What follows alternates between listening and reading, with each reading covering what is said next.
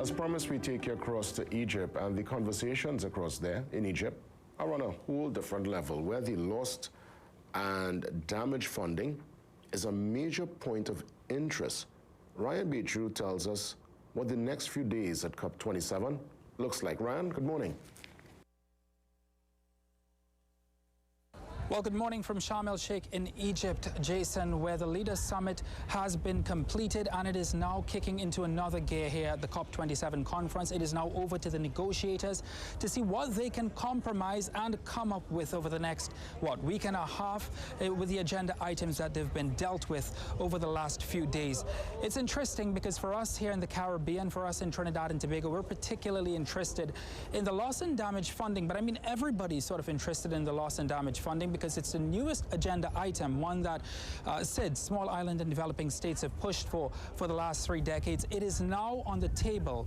But just how far will it go in this summit, at this COP27 conference? That is left to be seen. We're not expecting too much of it, and I'll tell you why. I spoke to Prime Minister Gaston Brown of Antigua and Barbuda yesterday, and he said, listen, yes, it's a baby step, but it is a step. It's a step in the right direction for SIDS. It's a step by any means, whether it's a baby step or not.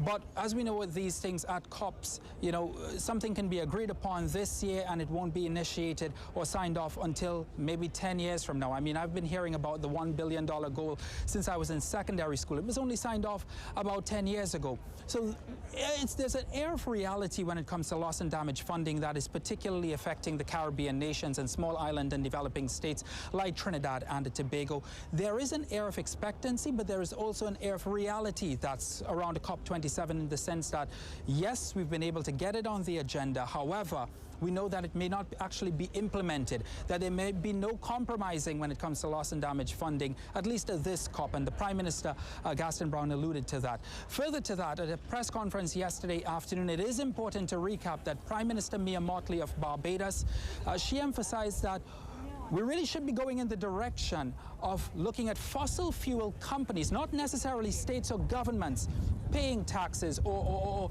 contributing to this loss and damage fund. Instead, she says she thinks that it should actually be fossil fuel companies, oil and gas companies, taking 10% out of their profits and putting it into loss and damage funding. That's an interesting perspective, and it'll be interesting to hear from oil and gas companies what they think about it. So from Sharm el-Sheikh, it now really kicks into another gear, as I mentioned. Now it's over to the negotiators. The politicians can return and may return and probably will return next week if they need to sign off or if they need to probably coerce some of these negotiations in its final stages. It'll be an interesting week ahead to see, you know, what we come up with for the Caribbean region, what's agreed upon. And Jason, I'll be keeping you and our viewers and our listeners on radio as well tuned in.